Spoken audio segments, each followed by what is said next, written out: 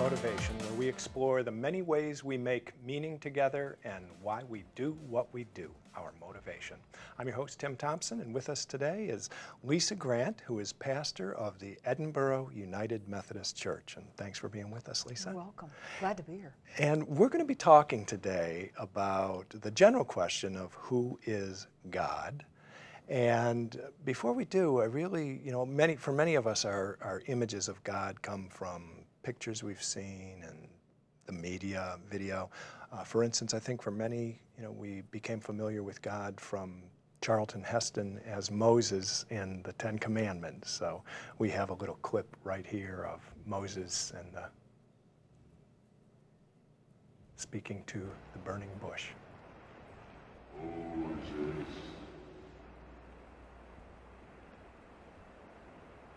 I am here. Put off thy shoes from off thy feet, for the place whereon thou standest is holy ground.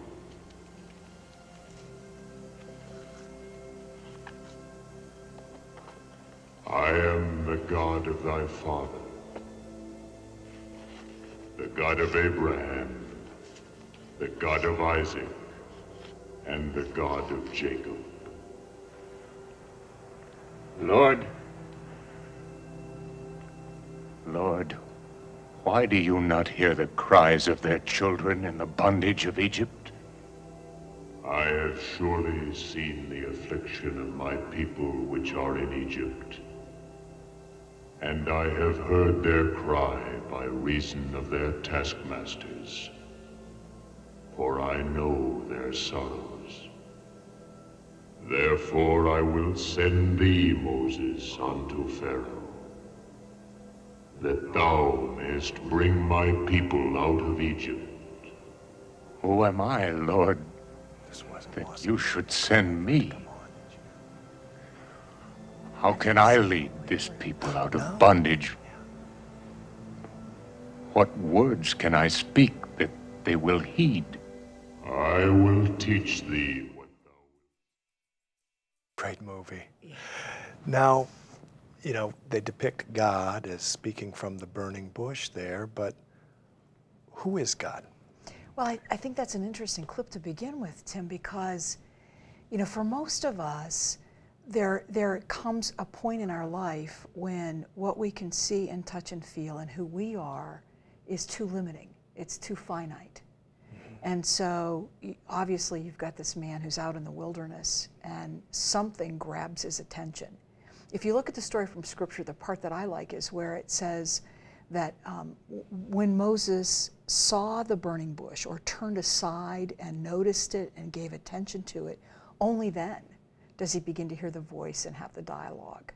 Mm-hmm. And I think that, for me, that's a part of where the journey of who God is begins, that there's something that has caused a pause in our life that we're going to stop and realize there's more. Whatever the more is, mm-hmm. and that's the beginning. But to build on that, I think for many it's also out of a time of struggle or suffering. So the context of this story is that Moses has witnessed that in terms of the brutal treatment of his people in slavery, and that's in part the content of the dialogue is, have you seen this God, and what are you going to do about it?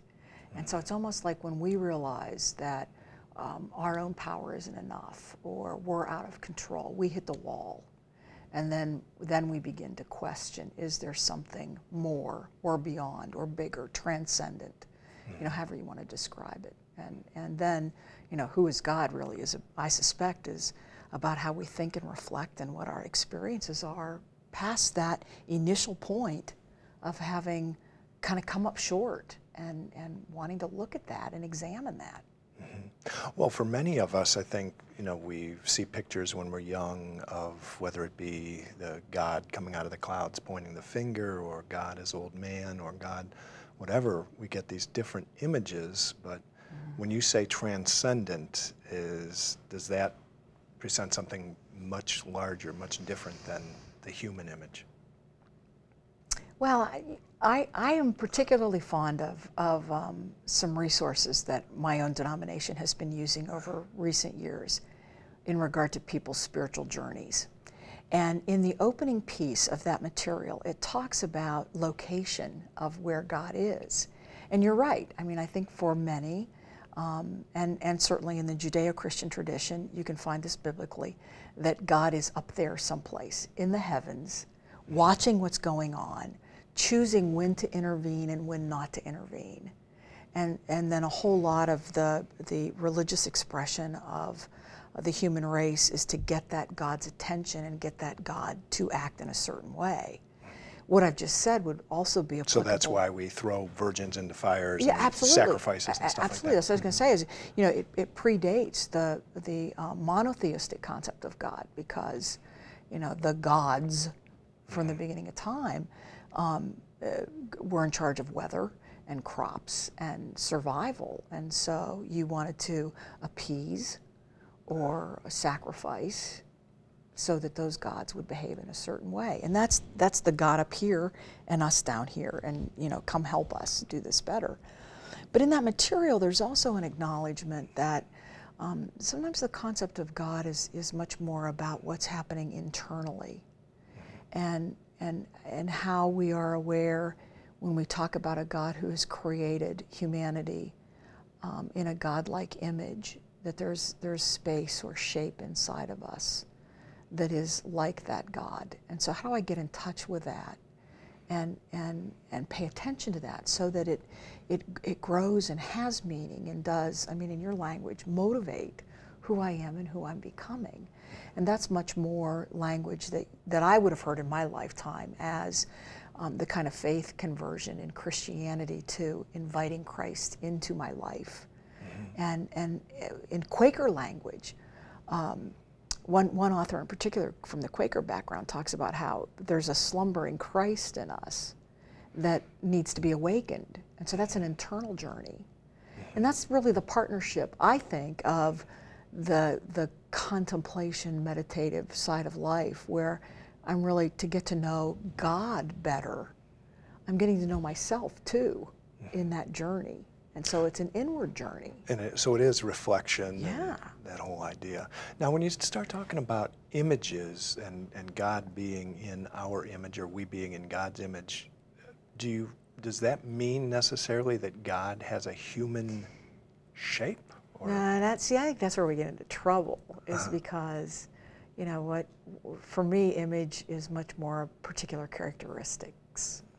We have capacity for creativity, appreciation of beauty, ability to be in relationship, to see something of worth and dignity in another person, and to want to connect with that. I mean, those would be, for me, the characteristics of God that are also potentially my characteristics made in God's image. When you flip it, that's exactly where, you know, you struggle with who is God and what's our image of God, is because all of a sudden we want to make God look like us. And so there's technical language for that, but it's fascinating because that's where the old man with the white beard comes from, you know. And then you get that in the Charlton Heston piece. I mean, you never really see God, but you hear a human voice, you know. And speaking English, which is good. Absolutely. That's handy. Absolutely. But why a man? Why is God he? And is there a historical reason for that? Probably could be answered in a variety of ways. I think in part it's more modern than it is ancient in terms of original languages of Scripture, because there's not an appropriate pronoun for us. And so I'm not sure that very early on there was a concept of God as a man, as much as we use male pronouns, and so that's been reinforced.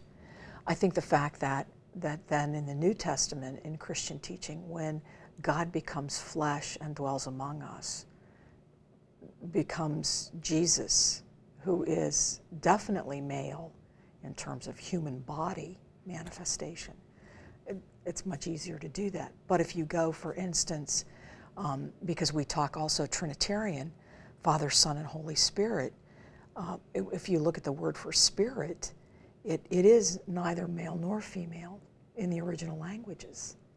It's minus that attribute that you and I would think of as being feminine or masculine. Right, and the spirit, the spirit is something different, right? I mean, this is, how do you conceive of the spirit, especially, and I'm thinking like trying to distinguish, if you can, between soul and spirit, if that is a distinction to be made. Wow, Right. Yeah, there is, and I have to confess not great knowledge about, because that's so heavily influenced by Greek philosophy and the way in which the worldview was at the time of Jesus and the writing of the original scriptures, that kind of division.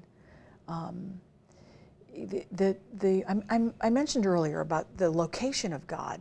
See, really the third option is much more a spirit option, which is, it's not so much that God's out there only, or that God is in here only.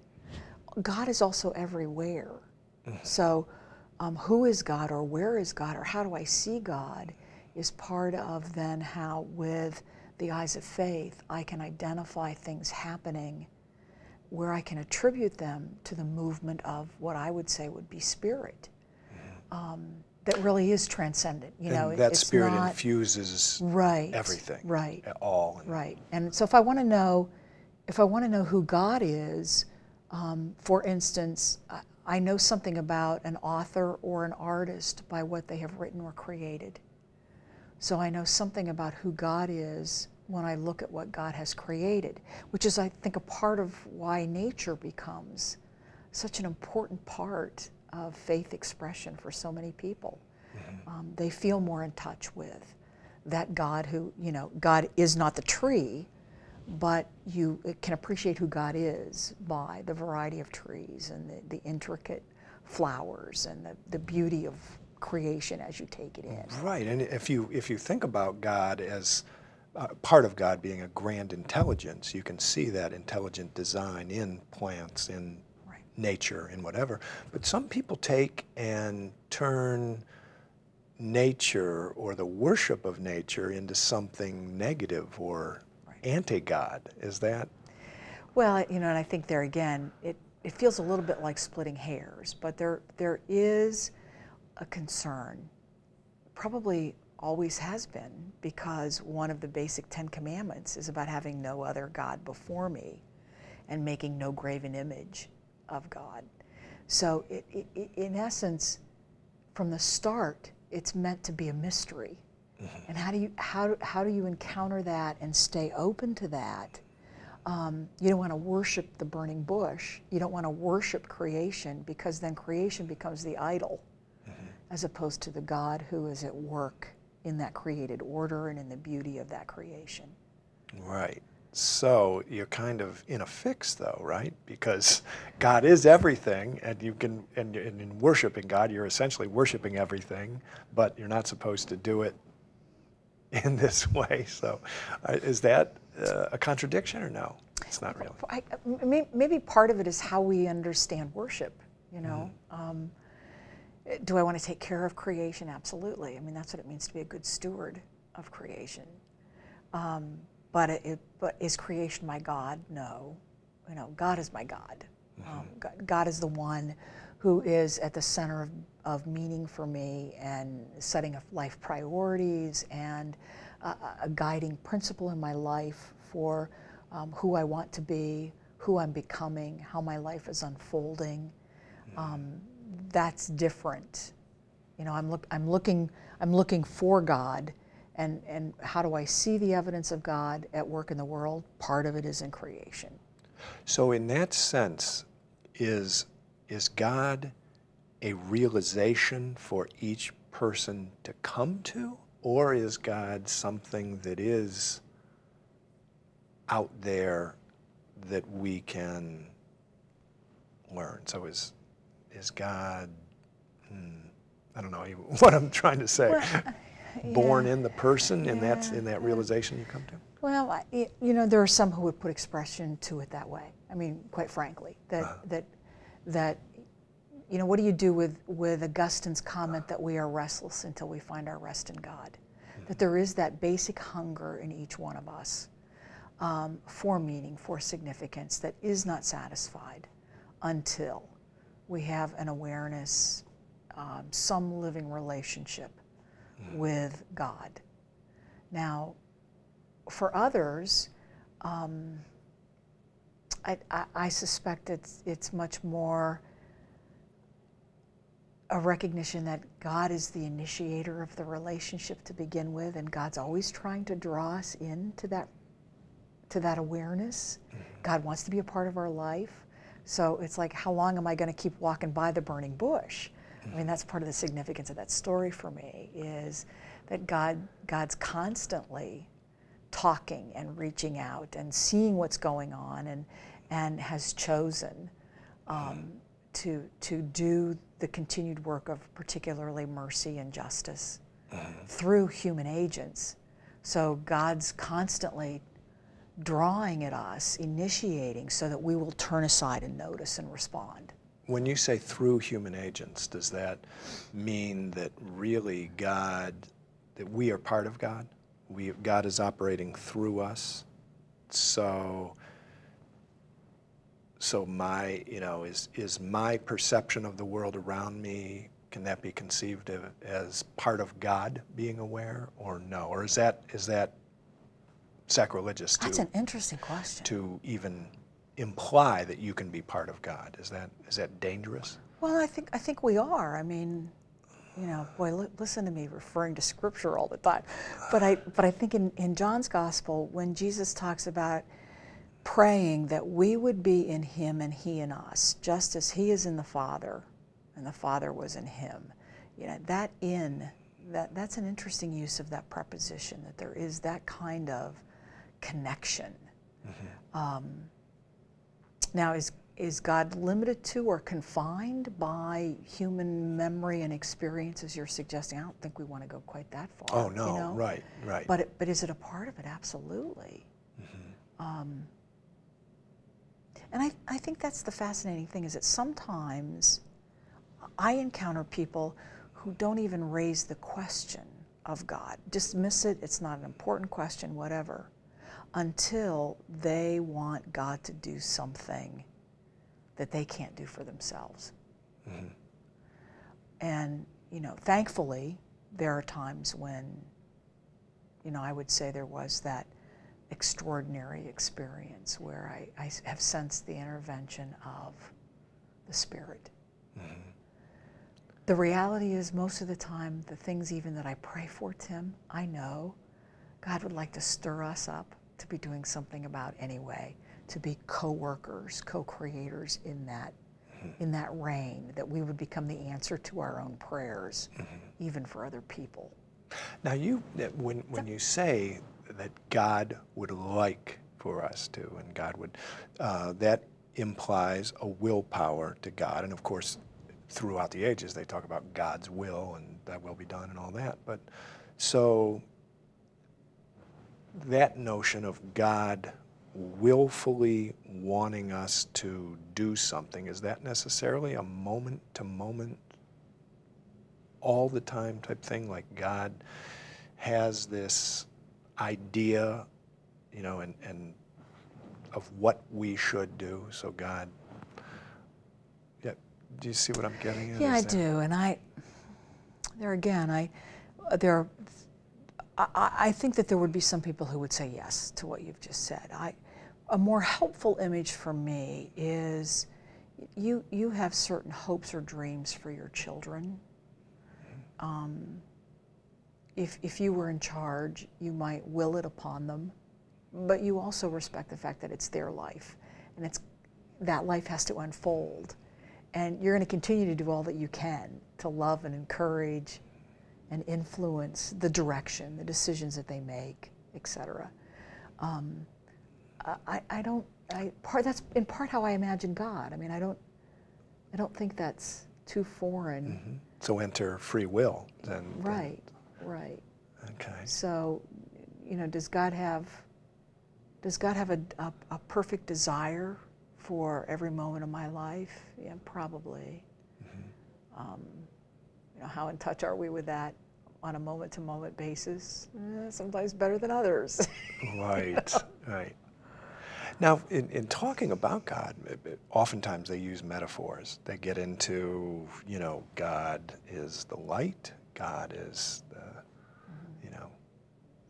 I think as the Father, as you name it. Well, some of those metaphors are more helpful than others, I think, in drawing us away from the kind of confined image that might be a graven image or an idol, an idol, where God has a human face, or has a lot of times in ancient literature, I think it was a bull, just the sheer strength and fertility kind of image. So when you go to images like light, spirit, sometimes we think of as wind or breath. Certainly with the burning bush, it begins to suggest the whole fire concept. Helpful because it reminds us that God is something other than flesh and bone, like we are. The light image is really a fascinating one, because I keep reading, I get intrigued with these studies that say, basically that's what all of matter is anyway, is kind of energy or light. So, how far do you want to push that? Well, it's kind of intriguing. Right. And certainly the whole light-dark images, that's language that, when I can't find my way, when life doesn't have meaning, when I'm groping around, I'm in the dark. And when I have an epiphany, an aha, out of reflection, something makes sense, and I begin to see how that integrates with something else I've thought about, and how do I put that all together?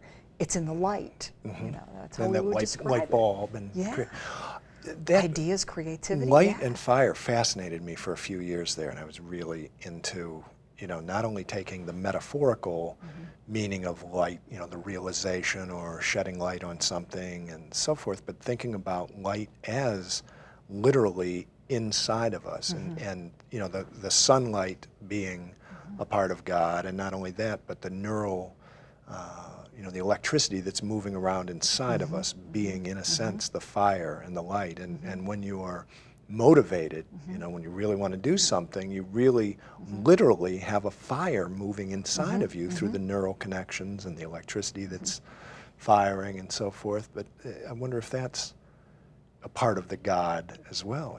Yeah, and I think it's Jeremiah, one of the Old Testament prophets, talks about having this burning, in his bones. And of course, in the Methodist tradition, John Wesley talks about having his heart strangely warmed. The recognition of the risen Christ.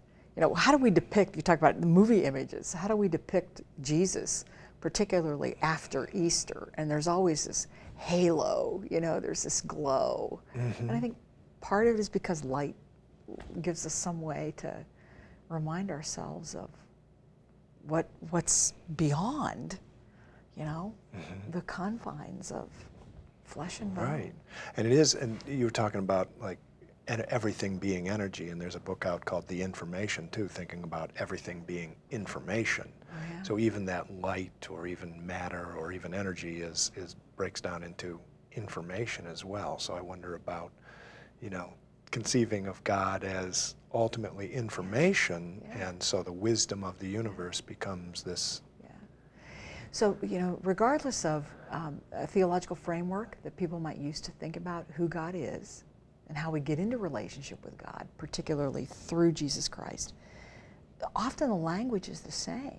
You talk about living an enlightened life, or an illumined existence.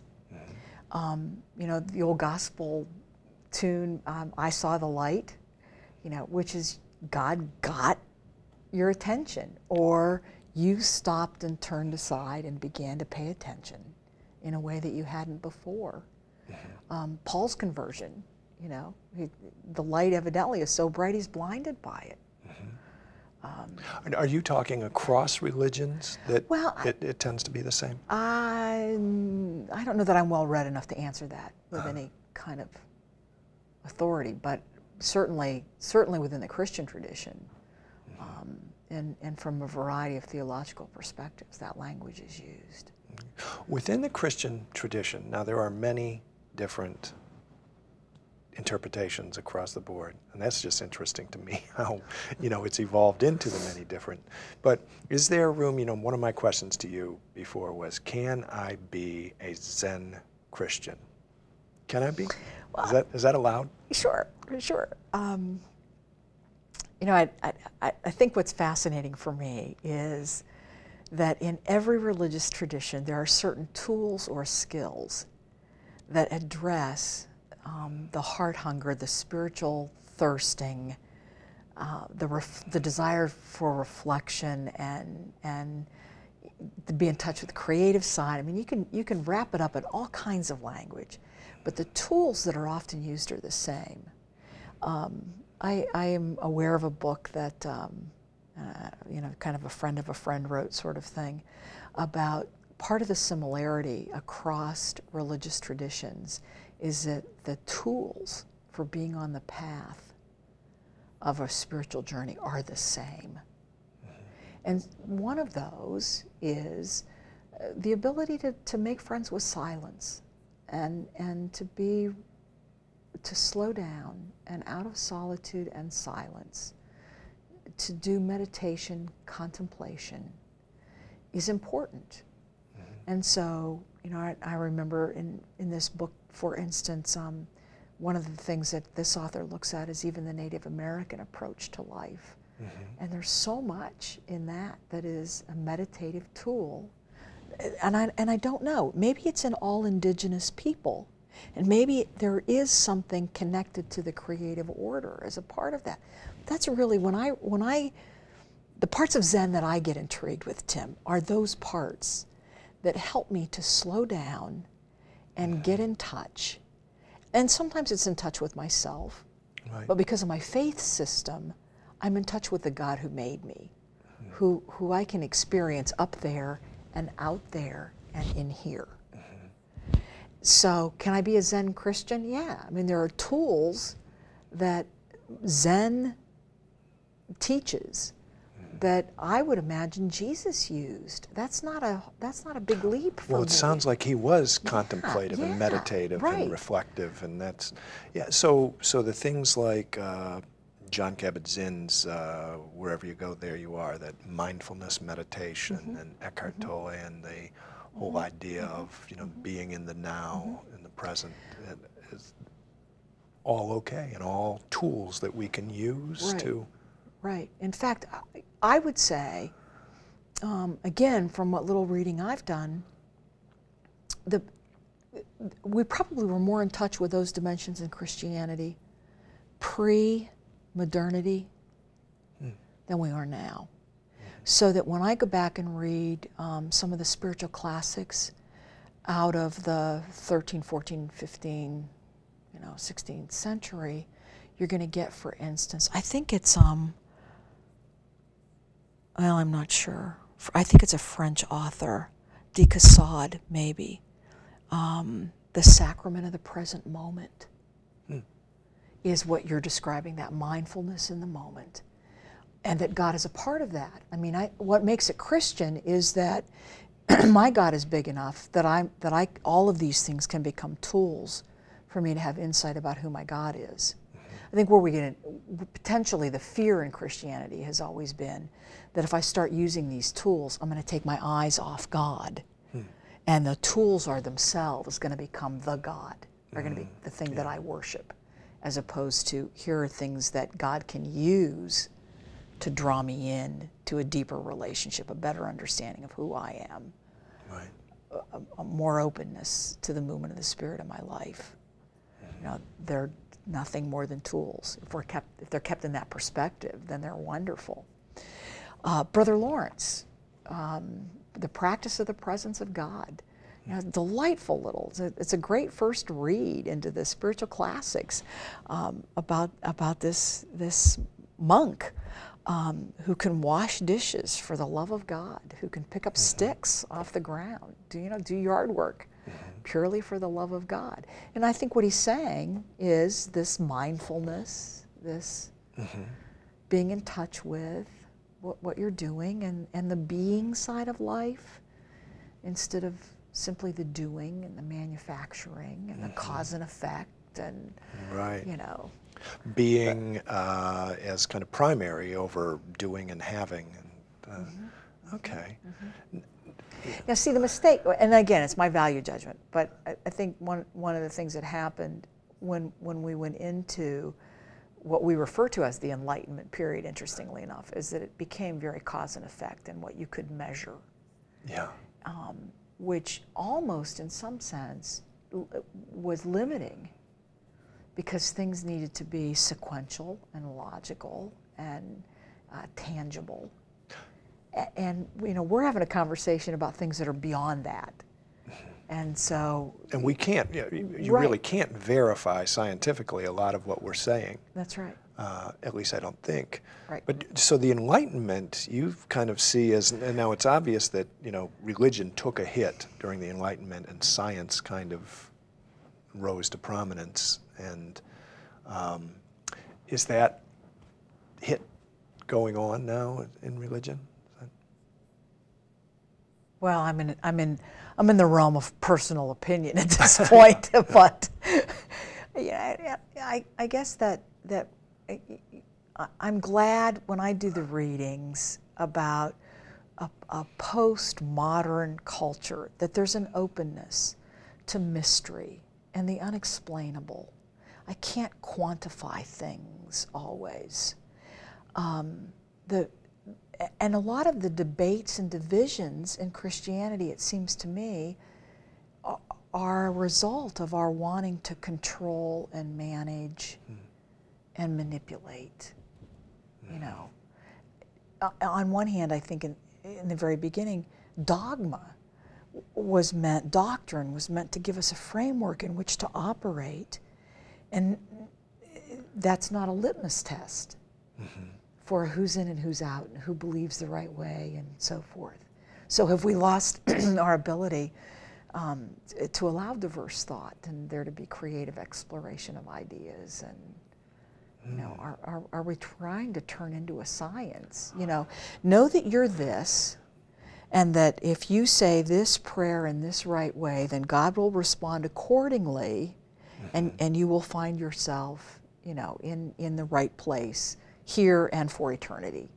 You know, that there's a formula for it. Well, it's interesting. Am I making any sense? Yeah, you are. Okay. But it just struck me that you're seeing some very different trends moving in different directions. So on the one side, you do have people saying we need more, you know, structure, we need more strict interpretation of what religion is about, and others saying we need to be free, we need to open it up to interpret, to be inclusive and so forth. So are those trends moving apart so that, you know, for instance, I guess, you know, when a lot of people are asked, you know, what religion are you these days, more and more people are starting to check off none and saying things like, I'm spiritual but not religious. What does that mean? What's up with that? Yeah. How's that working for you? Well, I you know,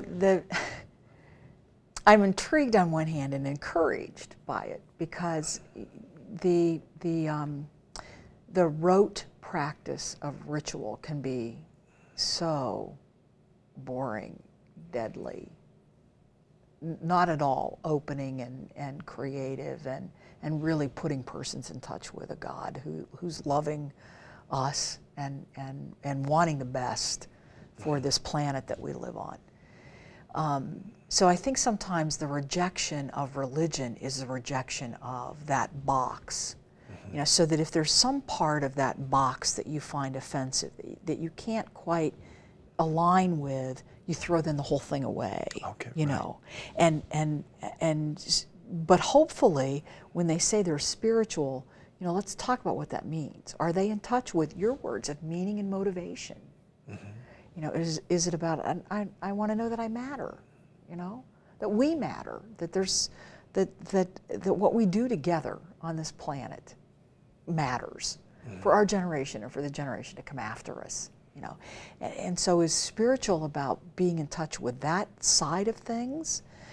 The rub for me is the old expression of throwing the baby out with the bathwater. Because there's something I don't like, if I throw it all away, I'm also missing potentially the good that can come. So, okay, if you're not going to be religious, are you going to ignore what has been thousands of years of human journey? And I'm a part of that human journey. I want to be connected to that in some way. And, you know, maybe there really isn't anything new under the sun. And so what can I learn from those who have gone before me? And is there some part of that ritual that does that connecting? And you know, why do I have to go reinvent? You know, some of it. Which it does seem like some people do want to reinvent. Right, right. And I wonder to what extent, if a person is a nunner, saying none of the above, are they necessarily more into me, or can you still be, I suppose you can. You can still be altruistic and into other people and loving and so forth. I've thought of something a couple weeks ago about thinking about Viktor Frankl in his book, talks about, you know, meaning, human search for meaning, and talks about, like you were just mentioning, you think it's a power thing that some people want to control religion and control what's in the interpretation is and so forth. But he, in that book, talks about, you know, some people go with Nietzsche and power is everything. That's the grand motive and everything else is subordinate. Some people go with Freud and believe that pleasure is the grand motive that drives most human action. And he said, I think meaning is the largest of the motives that, but you could look at all three. But I was wondering too, you know, in a religious sense, is love its own motive? Is love its own, you know, beyond power, pleasure, meaning, is the whole interpretation of God is love, its own class? Does that make sense? Oh, it does, and boy, I would jump all over with that. You know, the first thing I thought of when you said Freud is, I think, isn't Freud the one who also did something about work and love? Work and love? Work and love. I'm not sure. I think there's a balance of work and love, and I think that's Freud, but again, I'm not sure. And you know, is there something pleasurable, rewarding about loving and, you know, being loved and loving? Absolutely. And I guess at some point we discovered that love really isn't about power. It is not about power. Being loved may empower me to do things I didn't know I could do. But if I love, I'm not interested in controlling the other. I want to help provide parameters of safety, for instance, if I'm loving a child. But what's that, you know, let it go free, and only if it comes back, which is a very basic way to understand why God of love might give us free will. If God forces us to love in return, then it's not really love. Hence free will. Did you follow that? Yeah, yeah. So, you know, what Well, are you I'm glad you've answered the question of free will, so that's good to have resolved. Was that in there? Yeah. Well, and I don't know, you know, in one way to express love would be that I want what is best for somebody else. You know, that really is altruistic. Can I do that without any concept of God at all? Yeah, absolutely. I would like to quickly add, as a person of faith, I want to believe, and I live into the ideal that says that I am freed to love more deeply, and will take greater risks, and will sacrifice to the point of my own suffering out of love. And that's all wrapped up in my understanding of the Christian message. That I don't know if I would be there in the same way if I were not a person of faith. Right. And thinking about... Well, I should quickly add, Tim, that would be a fascinating question to ask of someone who has either been a non-believer or checked none of the above, and then may come to faith for the kind of comparing and contrasting that I just started down, because my whole life has been so much a faith journey. Well, and then to think about, if you are one of the people who check none and don't believe in religion, but have you experienced love? Is that experiencing God? And that, is God I remember being on a mission trip and painting on a rock, and my friend Marion said, you should write "Love is the tie that binds" on there. And I'm like, oh yeah? And she said, oh yeah, there's even a hymn that goes with that. And it got me to thinking about, relational, and I think you've talked about God as relational and everything, that whatever it is between people is that, the tie that does bind us is that God, and how do you go on conceiving of that? So, we can't do this conversation, though, without pushing the envelope a little bit further in terms of a God who is not confined by any human system of belief. So you're going to have concepts of following this line of thought: love, sacrifice, service, connectedness. You're going to get in many philosophical systems and other religious traditions than simply the Jewish Christian tradition. Because the language, the symbols, the imagery that makes sense to me is a way in which I would talk about it, doesn't mean it's the only way to talk about it. I think that's where we get into trouble. Ah, right. My way is my way or the highway, yeah. I mean, those are the kinds of conversations I really love, is where we can look for the things that are the common threads in the human journey. And then, okay, that thread takes expression in Christianity this way. It takes expression in Buddhist thought this way. It takes expression in, and keep going. And at that point, you asked about a faith system a minute ago. Those same threads are present with persons that would label themselves as agnostic or atheistic. It's how do you reflect upon it? How do you build upon it? We've done an awful lot of cutting and sorting and deciding, who's right and who's wrong, who's in, who's out. Right. As opposed to looking at where the threads are that are woven. So looking more for the unity rather than division, and it would seem to me that God would be more into unity than division, right? I mean, I would think that God is the unity of all, of everything and all together and whatnot, more so than division. So what purpose does division serve then to identify who's wrong, who's right, what we believe, and eventually go to war over it? Or well, you mentioned the word power a minute ago. We're pretty good at wanting to control and do hierarchical thinking, and so I have to have an answer that is the answer, and having the right answer and being a person of truth, puts me in a position where I can take advantage of someone. I mean, it's the whole winning and losing, it's competition. Right. I don't know. Is that how we're made too? I guess so. Or is that a part of the fallenness? Animal. I mean, we didn't go anywhere near the whole sinful side of things. Right. Is that the desire for division and competition? Is that a part of the original fall? Oh, that's an interesting thought. That'll be the next episode. That's we'll have to think about. Yeah. I do think and